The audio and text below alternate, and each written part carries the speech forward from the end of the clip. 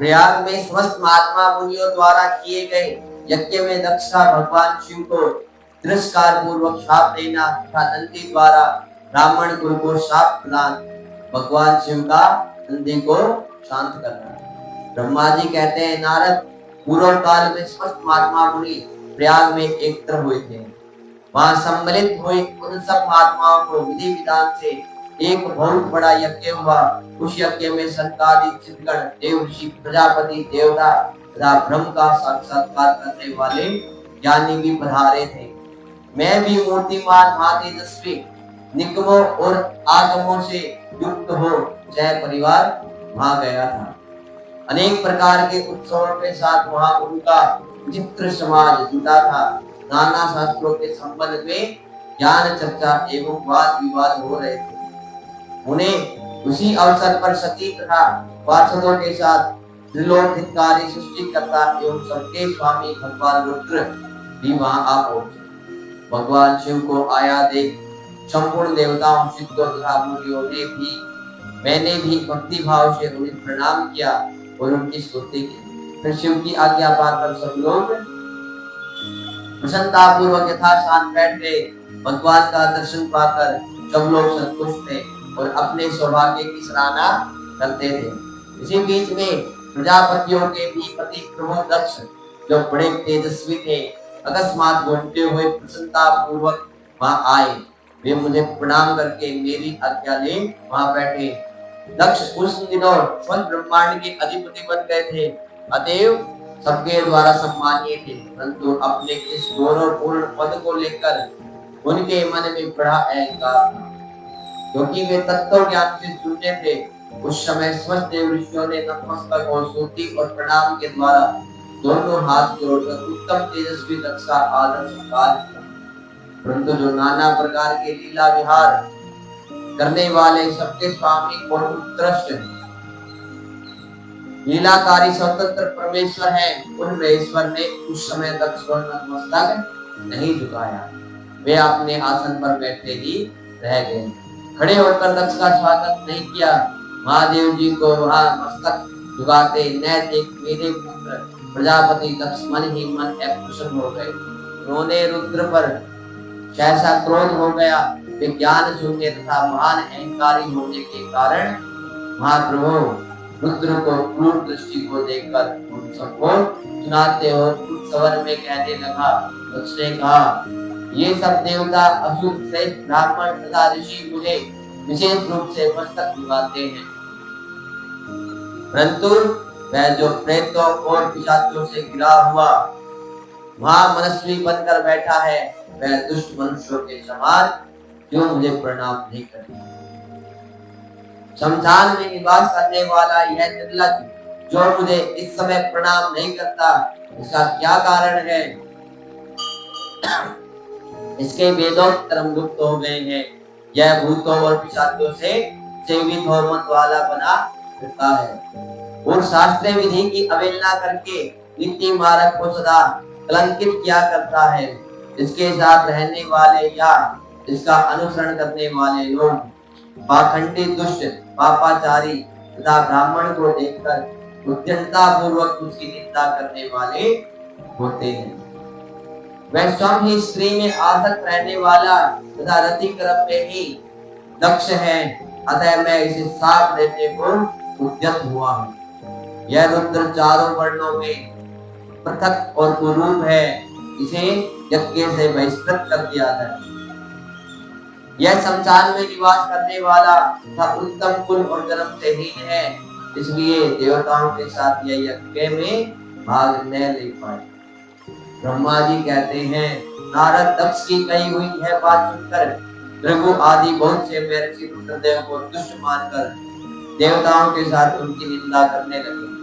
दक्ष की बात सुनकर नंदी को बड़ा रोष हुआ और उनके नेत्र चंचल हो उठे और वे दक्ष को साथ देने के विचार से तुरंत इस प्रकार बोले। नंदीश्वर ने कहा, अरे रे महामूढ़, दुष्ट बुद्ध, सठ दक्ष, तूने मेरे स्वामी महेश्वर को यज्ञ से बहिष्कृत क्यों कर दिया? जिनके स्मरण मात्र से यज्ञ सफल और तीर्थ पवित्र हो जाते हैं, तुम्ही महादेव जी को तुझे साफ कैसे दे दी। दुर्बुद्धि दक्ष तूने ब्राह्मण जाति की चपलता से प्रेरित हो इन रुद्रदेव को व्यर्थ श्राप दिया दे डाला है। महाप्रभु रुद्र सर्वथा निर्दोष है, तथापि तूने व्यर्थ ही उनका उपहास किया। ब्राह्मण धम इन्होंने इस जगत की सृष्टि की, तो इसका पालन करते हैं और अंत में जिनके द्वारा इनका संहार होगा, उन्हीं इन महेश्वर रूप को तुमने शाप कैसे दे डालते हो।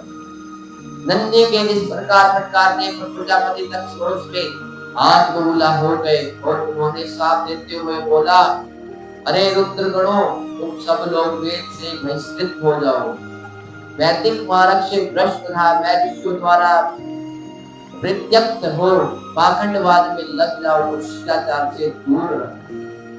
सिर पर जटा और शरीर में भस्म एवं हड्डियों के आभूषण धारण करके मद्यपान में आसक्त रहो। जब दक्ष ने शिव के पार्षदों को इस प्रकार शाप दे दिया, तब उस शाप को सुनकर शिव के प्रिय भक्त नंदी अत्यंत क्रोध से वशीभूत हो गए। शिलाद पुत्र नंदी भगवान शिव के प्रिय पार्षद और तेजस्वी हैं, वे गर्व से भरे हुए महादुष्ट दक्ष को तत्काल इस प्रकार उत्तर देने लगे।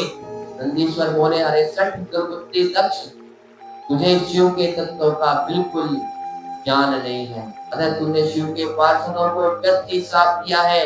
अहंकारी दक्ष, जिनके चित्त में दुष्टता भरी है, उन भृगु आदि ने भी ब्राह्मणता के अभिमान में आकर महाप्रभु महेश्वर का उपहास किया।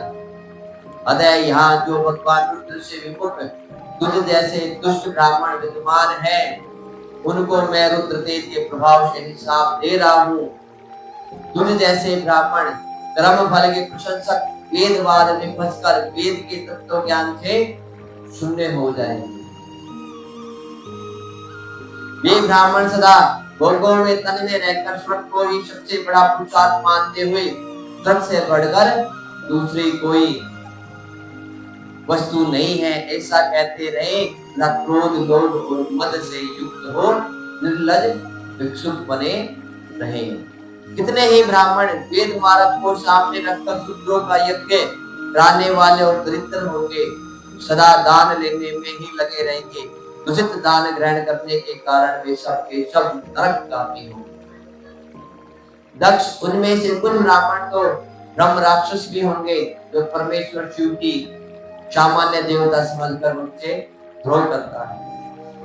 वह दुष्ट बुद्धि वाला प्रजापति दक्ष तत्व ज्ञान से विमुख हो जाए, यह विषय सुख की इच्छा से कामना रूपी कपट से युक्त धर्म वाले गृहस्थाश्रम में आसक्त रहकर कर्म कांड का कर्म फल की प्रशंसा करने वाले सनातन वेदवाद का ही विस्तार बता रहे।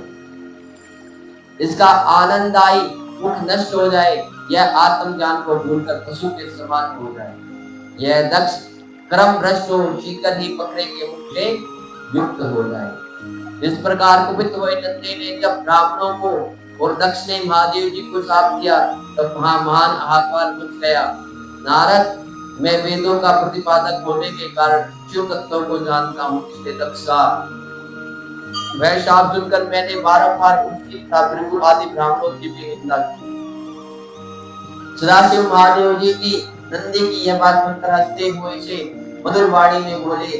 वे नंदी को समझाने लगे। सदाशिव ने कहा, नंदिन, मेरी बात सुनो, तुम तो परम ज्ञानी हो, तुम्हें क्रोध नहीं करना चाहिए। तुमने ब्रह्म से यह समझकर मुझे शाप दिया गया, व्यर्थ ही ब्राह्मण कुल को शाप दे रहा हूँ। वास्तव में मुझे किसी का शाप छू ही नहीं सकता, अतः तुम्हें उत्तेजित नहीं होना चाहिए। वेद मंत्राक्षर में और सूक्त में, उसके प्रत्येक सूक्त में समस्त देहधारियों के आत्मा परमात्मा प्रतिष्ठित है, अतः उन मंत्रों के ज्ञाता नित्य आत्मवेता है। इसलिए तुम रोष द्वेष उन्हें साथ दे न दो। किसी की बुद्धि कितनी ही दूषित क्यों न हो, वह कभी वेदों को साथ नहीं दे सकता। वह कभी वेदों को शाप नहीं दे सकता। इस समय मुझे शाप नहीं मिला, इस बात को तुम्हें ठीक ठीक समझना चाहिए। महामते, तुम संकादी चित्तों को भी तत्व ज्ञान का उपदेश देने वाले हो। अतः शांत हो जाओ। मैं ही यज्ञ हूँ, मैं ही यज्ञ कर्म हूँ, और यज्ञों के अंगभूत समस्त उपकरण भी मैं ही हूँ। यज्ञ की आत्मा मैं हूँ, यज्ञ प्रायण यजमान भी मैं हूँ, और यज्ञ से बहिष्कृत भी मैं ही हूँ।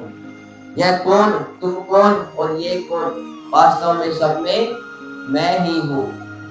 तुम अपनी बुद्धि से इस बात को विचार करो। तुमने ब्राह्मणों को व्यर्थ श्राप दिया है।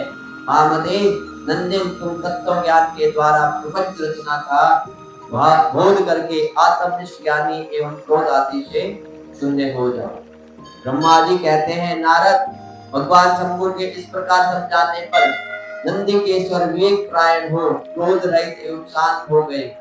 भगवान शिव भी अपने प्राण प्रिय पार्षद नंदी को शीघ्र ही तत्वों का बोध कराकर प्रमत्त गणों के साथ वहां से प्रसन्नता पूर्वक अपने स्थान को चल दिए।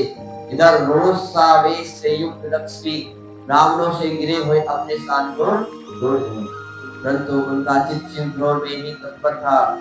उस समय रुद्र को शाप दिए जाने की घटना का स्मरण करके दक्ष सदा महान रोष से भरे रहे।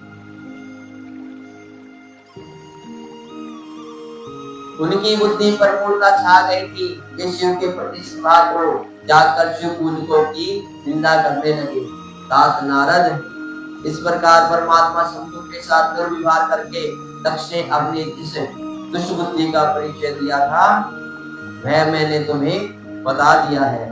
अब तुम उनकी पराकाष्ठा को पहुंची हुई दुर्बुद्धि का वरदान सुनो।